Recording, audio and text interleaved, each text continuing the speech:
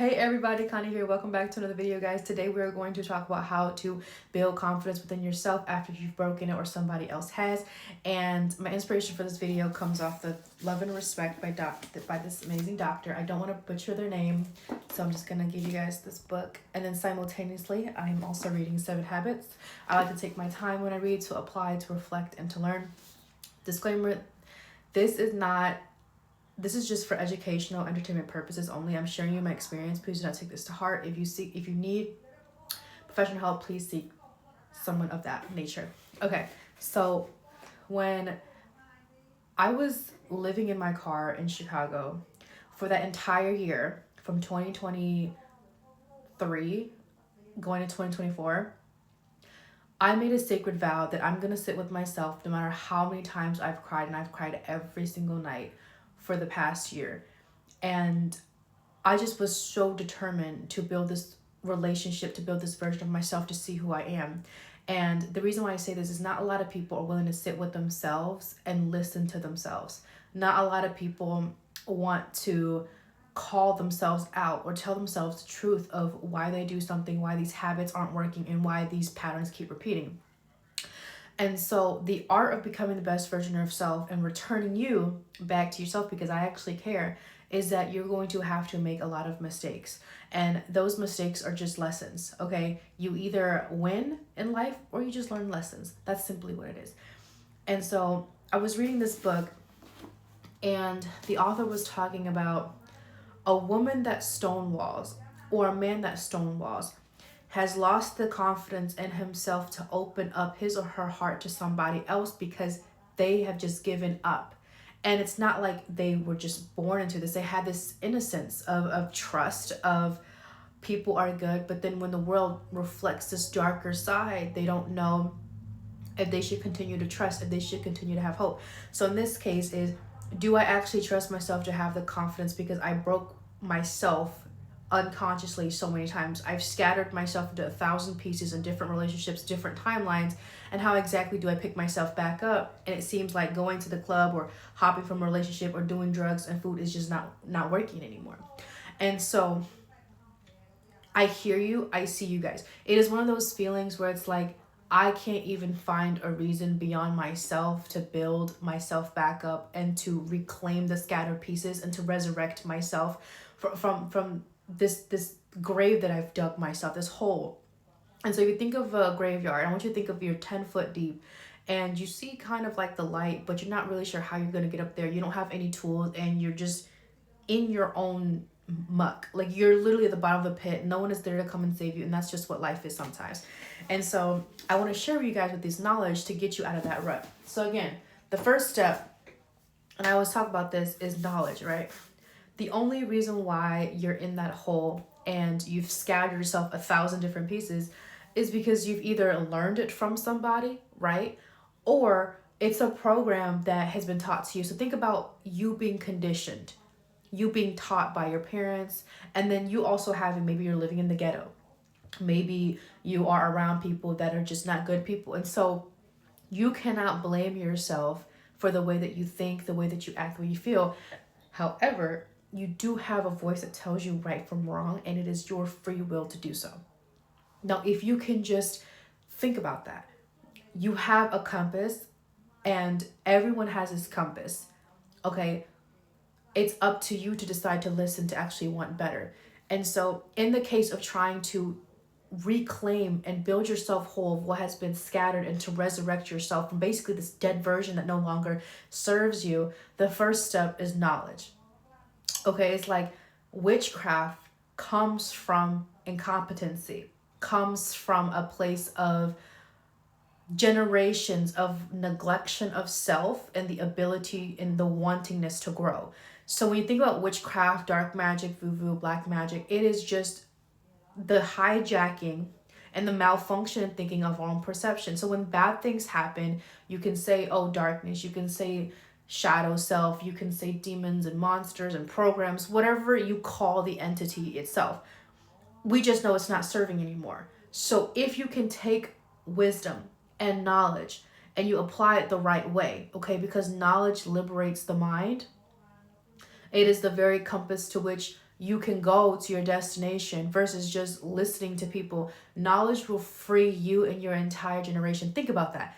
Every book, every podcast, every poetry that you read, right? Everything that you're consuming and you're applying is liberating yourself and the entire generation after.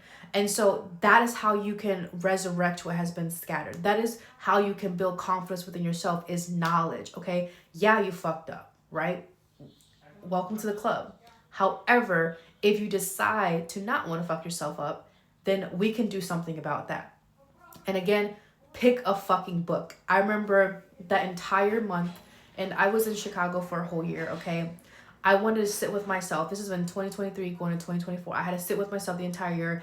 I barely had any friends. I never went out. I was just so deep into personally building a relationship and addressing the shadows and the programs and just working.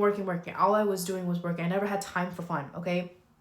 Because I just knew whoever my future grandkids or kids are, or my future husband is,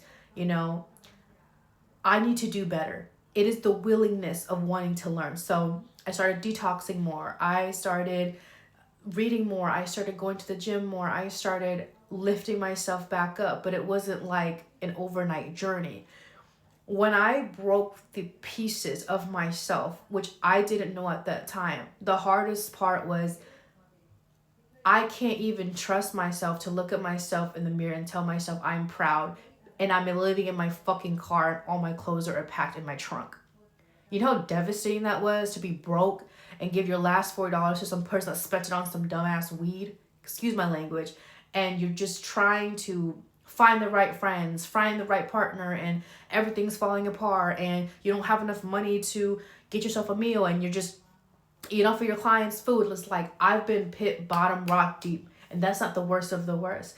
And so when I say I've broken myself and scattered myself into 1,000 different ways and trying to resurrect this version I see myself, it was fucking hard. But the one thing that changed was knowledge. I literally had to force myself to believe there was some type of evidence. There was some type of God out there that doesn't want me to die, that doesn't want me to live this way. It is the knowledge and knowledge and then the skill, right? So when I decided, okay, if I'm going to be this confident version and if I'm going to love myself, I need to have knowledge. So I started reading, right? But I needed to have a skill. In this case, I didn't have much energy for myself. I didn't know how to love myself. And so I bought courses, I bought classes, detox programs. I listened to podcasts and I implemented. Skill is about implementation. Knowledge is just the pathway. So once I chose to love myself, the skill of executing, whether it's at the gym, whether it's at my job, whether it's trying to perform better, whatever that case is, I had to go ham on it, okay? And nobody knew. Everyone looks at me as like she's just this pretty girl that doesn't have any brains and, she could just be a stripper if she wanted to, blah, blah. No, I see myself greater than what the external circumstances. And I've had people tell me that I was going to be a stripper. I've had people tell me that I'm not going to make it anywhere and that this is all I'm going to get. I've had people demean me and make me feel like I'm less than, that I'm not educated and that I'm just this face, And I decided to listen to them at one point because, again, I didn't trust myself, and that is okay. I had to learn to give myself grace. So once I found the knowledge, okay, I wanted to love myself, be confident, be better. I want to serve God. Then the skill came. Okay, what does that look like in my spiritual, mental, emotional, and physical life, in my financial life, in my relationship life, right? And then once I had the skill, it was the desire. It was what memory do I hold deep within my heart that I will never go back to, but that is the very fuel as to why I'm doing what I'm doing. When you scattered yourself into 1,000 different pieces and you're just trying to find every fucking reason to give yourself the right to breathe, and if you think about the analogy of being in court, right? You have the prosecuting attorney, and then you have your own defense attorney, which is you. But your defense attorney only knows as to what you tell it, of what you are. So if you don't have this resume of I deserve this and if you have these fucked up programs that are telling you should just quit, it is going to be very hard to win a case for your own life. But when you have the knowledge and you have the skill and the desire I don't care if it's 3 months, 5 years, 10 years from now, you will win the case eventually. And that is how you resurrect what has been scattered. That is how you are made whole. And the book teaches that. But the problem is that, how do I continue to keep going when the reality is just not catching up? Like, I'm not seeing any improvements. Is it actually working? I'm breathing the same breath as Jesus Christ. I'm flesh and blood. I'm breathing the same breath as Siddhartha Gautama. I'm breathing the same breath as Gandhi and Mandela. So it's just a skill gap. They're flesh and blood. I'm no different. They're no different. I'm not better than them. They're not better than me. It is a skill gap. We are just children in God's eyes. So once I understood, I'm just literally breathing the same breath. Okay, that means I have what it takes to find a solution. And it is the wanting to know, to do, that'll get you out of where you are. That is a formula that I'm going to tell you guys today. And I felt this in my spirit to say is, if you believe that nothing good is going to happen to you, then nothing good is going to happen to you. There's something within your mind called the reticular activating nervous system, like the reticular, I forgot the specific term, but it is a part of your brain where if you decide to focus on one thing, you will see it over and over and over again. So if you decide to focus on the Mercedes-Benz, you will begin to see that eventually. So if you focus and believe that you don't deserve anything good, then nothing you ever do will ever amount to that. It is our very belief that shapes who we are and what we do. And you are an original blueprint, thumbprint of the original source. And you can call upon this source at any time. And one of the things that I've learned how to is, we're not seeking something. We're calling upon that source. So all my life I felt like, oh, I had to go somewhere to receive help, when in reality, I can call upon that source to fuel my dreams, to fuel my visions. And I didn't think for the longest time I was ever worthy of this divine love and grace and presence and intelligence, because I didn't have much to show up. I was broke, living in my car. I was barely paying my bills. I was barely getting by. You know, I felt like the shittiest person ever, and I wanted people to stay. They kept leaving. I would do anything and everything, even gave up my own body for love, for attention, for someone to see that I'm suffering and walk with me. And the moment I was like, you know, Jesus Christ, can you just show me that you're real? Can you just walk with me? I'm tired. I don't know what to do, but I just know that I deserve better, and I'm tired of suffering. The moment I made that decision and I decided to love myself, okay, with the right knowledge, skills, and desires, 5 years later, I'm in the most healthiest, abundant version of myself. And Conde, you know, at freaking age 22, freaking 21, 22, just wanted love. Like, she just wanted someone to hold her and tell her everything was okay, and to stick with her through her mistakes and her flaws. And so even though I had been scattered to millions of pieces and I had to pick myself back up, and it was a 5-year journey, and I'm just going to be transparent, it's not fucking easy, I'm made whole again, right? I'm whole. I'm holy. I am complete. Holiness, complete, isn't, oh, we don't make mistakes, or that we live a sinless life. It is the, despite the sin, what do you decide? It is the decision. That's what love is. It is a decision. It is an action. It is the willingness, right? The desire, backed up with the knowledge and skill to have that reality that you want. You can have the partner.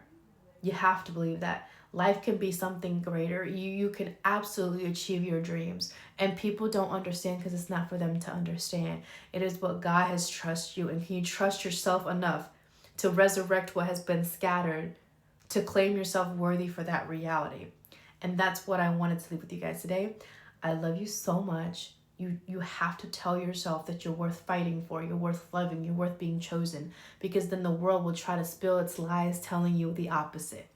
Like I always say, be fruitful, go forth, and multiply Christ consciousness.